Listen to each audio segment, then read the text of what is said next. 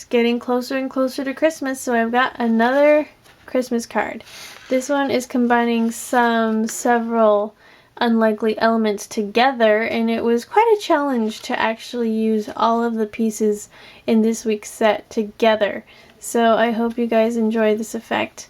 But if you want to learn how to make this card, please stay tuned.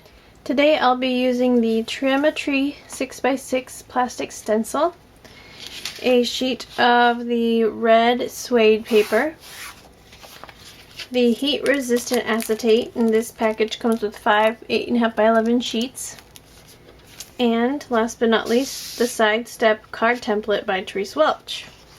So let's get started. First, I'm going to make my card base. So there's two ways you can do this. You can start with a pre-cut and scored 6.5 by 5 inch card, which I have here, and it's got the score laying down the middle.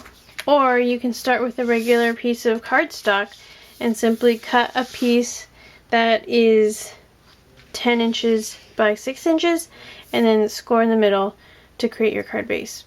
So since I already have this, I'm going to use it and just following the instructions on the template, and it says everything right here for you. It says trim 1/2 inch off of a 6.5 inch by 5 inch card to make it 6 inches by 5 inches. So as you can see, if I place this on here, it looks like my card is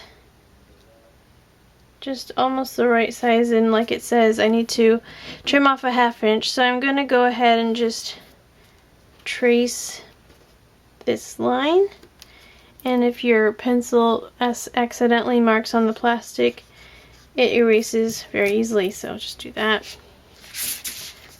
And I'll just take my ruler and my X-Acto knife and make that cut.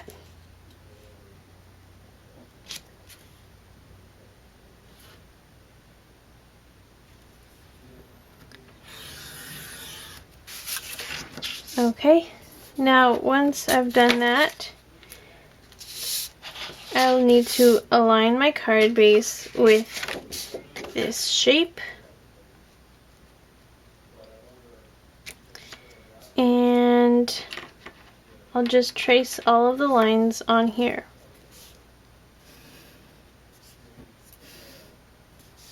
And this clear part will be my steps on the side of my card. So make sure that you don't miss any of these lines on here. And this one, front riser, this shape does not need to be traced. That will be used for something else. So I'll remove that, and there are my lines. So the first line I need to fold is this regular, oh actually first I need to cut this line right here, and that's all labeled on here. It says cut line, cut line, cut line, so just a good reminder. So I'm going to go ahead and cut with my X-Acto knife that line, and I won't cut it any longer and I won't cut it any shorter, just that line right there. Okay, and there you have that opening. And now for the fold lines, I need to score them. This center line is already pre-scored for me, so I can skip that one, but all the other fold lines I need to score. So it's really simple to do with just a ruler, with a metal edged ruler and the back of my X-Acto knife. I can just go like that, and it kind of scratches the paper for me, or in other words, it scores the paper.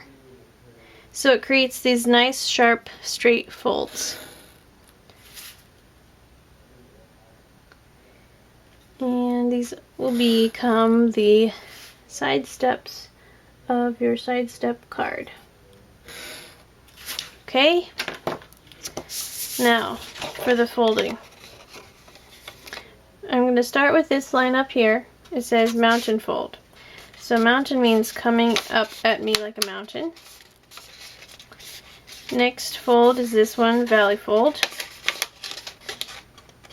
Or excuse me, I did that another mountain. I need to do valley. but the one right next to it is a mountain fold. So this left line is mountain. So we have a mountain and a mountain and a valley. Then for the rest of this is just an accordion style, if that's what you are more familiar with. You can use that terminology. So there we have our stair steps, or sort of like an accordion, if you can see that. And there is our card base. Now all you need to do is cut out your pattern papers using the front paper pattern, the inside paper pattern, and the back riser and the front riser. And those back riser and front riser. So here's the front paper pattern. And as you can see, if I lay this on here, it's actually the reverse. So what you want to do is lay this on the back of your pattern paper, not the front of your pattern paper, if that makes sense. So lay this on the back of your pattern paper so that when you glue it on your card, the front will be the correct shape. The back riser would be the back stair step, and the front riser would be the front stair step right here. And the inside paper pattern, which is this block right here, is obviously the inside. So once again, if you look at it this way, this shape is the mirror image of this shape. So you'll need to place this on the back of your pattern paper to make sure that the front of your pattern paper is the correct shape for this area of your card. Hope that makes sense. I'm going to go ahead and cover my card with some pattern paper, and then I will be right back. One thing I want to note about this side step card is the original design is so that the steps are on the right side. However, if you want to reverse it so that the steps are on the left side, it's super simple to do. All you need to do is open up your card flat and reverse, completely reverse all the folds. So fold this way opposite. Let me just see if I can do that really quick. Like that. So I basically just turned it inside out, and now all my steps are on the left side. So that's a really neat thing about this template, is that you can use it two different ways, or if you're really imaginative, maybe you could use it vertically somehow. And with acetate, you can also add kind of a layer of acetate over it, and that adds an extra dimension to it as well. Alright, let's move on. What I have here is a 10-inch by 6-inch piece of the heat resistant acetate, and I've actually scored 2 lines across the middle. Let me close up, see if you can see this. So these lines, I've just used my ruler and the back of my X-Acto blade to score one line, and then move it just a tiny bit and score the other line. And that's to create 2 fold lines, so that when I fold on both of them and put it over the top of my card, I will have a flat, and then close my card, I will have a flat closing card. So it creates a little bit of a spine for the card to close, if that makes sense. I hope it does. Now what I've done is I've run this piece of acetate underwater and dried it with some towels, but I don't want to rub too much because I don't want to create static electricity. That's the purpose of rinsing it, is to kind of wash off the surface and just blot it dry, and then it'll be ready for using heat embossing with embossing powder, and the embossing powder will not static cling to all of the acetate. Okay, so now what I'm doing is I've taken just a piece of scratch paper and I've traced onto it the shape of the front of the card. So I went back to my template here and just traced this shape right here onto the scratch paper. Then I'm taking my clear heat resistant acetate and placing it over this shape so I know where things are landing. And then I take my stencil here, and this is, I'm using this kind of fancy ornament here, and I'm going to try and center it in this kind of rectangle right here, so this empty space. So I want to center it here. And let's see. There we go. So now I have my Versamark ink pad, which I'm going to use as my embossing ink. And so I'm dabbing a cosmetic sponge onto the ink pad. And now I'm just going to hold this down. You can tape it if you want. I'm just going to do the quick method. And sponge Versamark through the stencil. And you want to make sure and try and get all of those holes without going over edges that you don't wish to be embossed. So here we go. And if you look at different angles where the light's shining on it, it's easier to see where you've already sponged and not.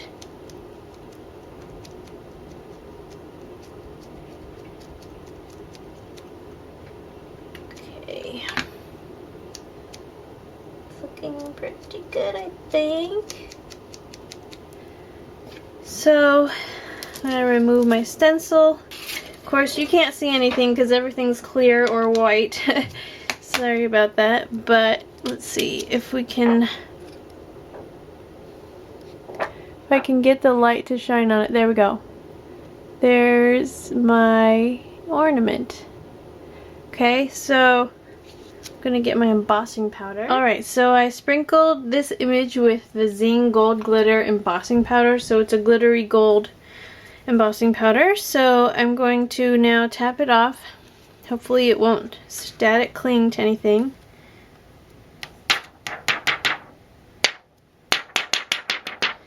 And the glitter is the more likely culprit for clinging, but there we go. So it looks pretty good. And now I'm going to set this aside, put that back in my jar, and heat emboss this puppy. Alright.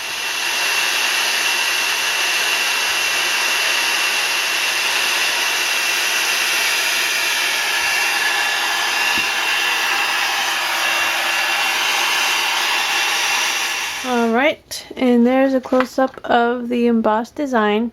Now, I did a quick shot of the back of this just to kind of even out my heat-resistant acetate, because if you spend too much time on one side with the heat, it can warp the acetate. It won't melt it.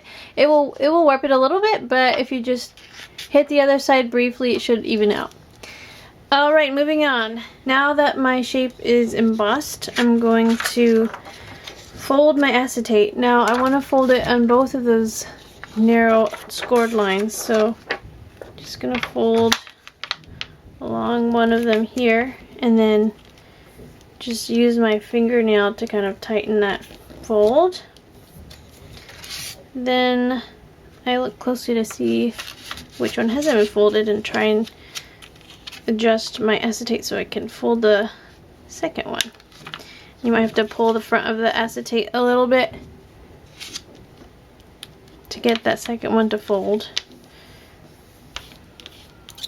But I've found that having two scored lines helps the acetate stay over the card.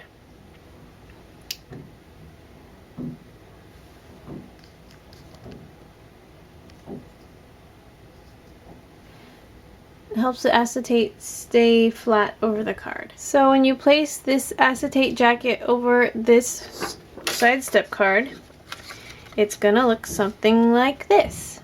So it's gonna be a little bit of a dimensional feel here because the ornament's going to have that floating effect, since this part right here is a clear window with some space behind there. So now I'm gonna go ahead and finish covering my card with paper and move on with the card. Okay, so I wanted to go over some things. For this shape, I used Christmas Sweets paper pack, and it's a double-sided paper pack. So this is the multi-stripe paper. Then for both of these panels, I used the red suede paper. And an additional thing that I added to the acetate was this little round hook here, and that's also on this stencil. It's right here, so I just did a partial one of that. In hindsight, I would have done them at the same time, but I just added it. It wasn't that much extra work. So on the back of this, I placed some double-sided tape. Now this is the Cool Tack Ultra Clear 1/4 inch thick tape. So I just placed a little bit on a few of the sides, and this will be to hold my acetate in place. So I can get rid of this actually. So I'm just peeling off the pink backing or orange backing off of each of these pieces here.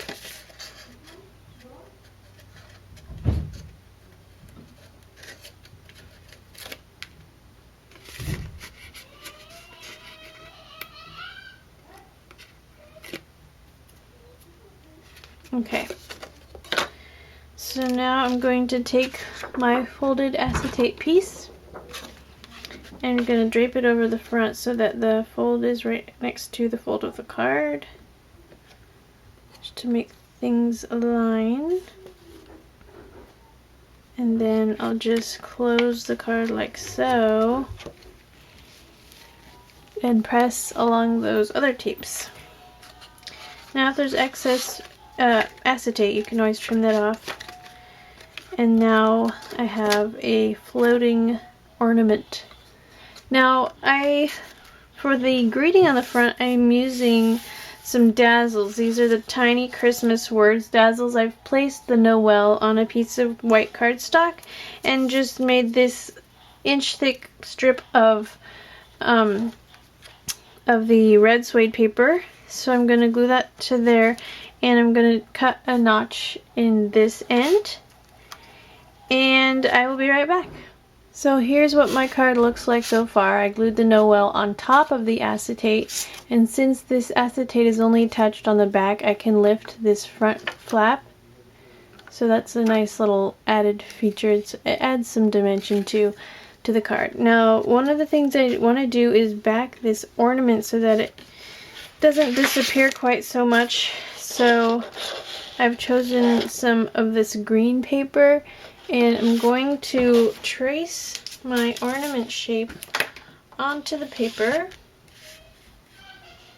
and then I'm going to attach it, cut it out, and attach it to the acetate.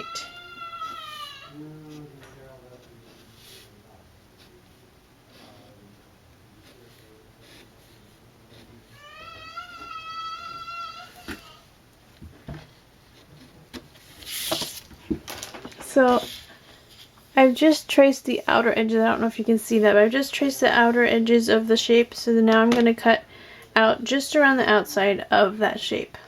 Now I've also just erased the pencil lines, and now I'm going to take some of these small zots. I have the large box since I use them so often.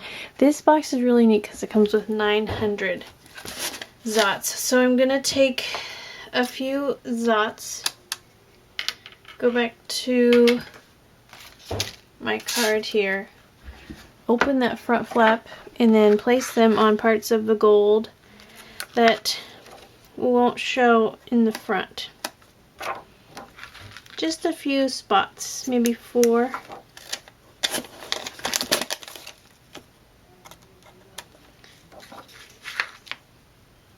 Right here, and 1 right here. Alright. Now I'm aligning this underneath. Might be easier this way. That's pretty good.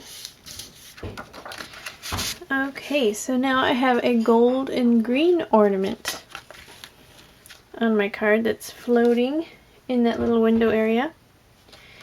I'm just going to add a couple more things to this card and then I will be done. Alright, so I was looking at the green ornament and it didn't look right, so I switched it out with some more of the red suede paper. Now here is my finished card. It's a nice, clean, simple look. We've got the Noel, the bottom border. Now this is part of some gold glitter. These are called jewel dazzle borders, or border dazzles. So I've got a sheet of those. I've used them many times before. I just decided to use them once again because they match perfectly with the gold glitter embossing powder up here. So when you have this, it's hard to see, let's see, you have it kind of sitting on your desk. You can see that float effect with the ornament, which I think is quite nice. And it's nice and bright red against the gold.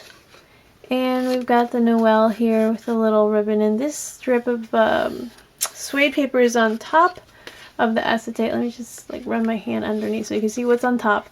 This part, this piece of suede paper is actually attached underneath with those sots.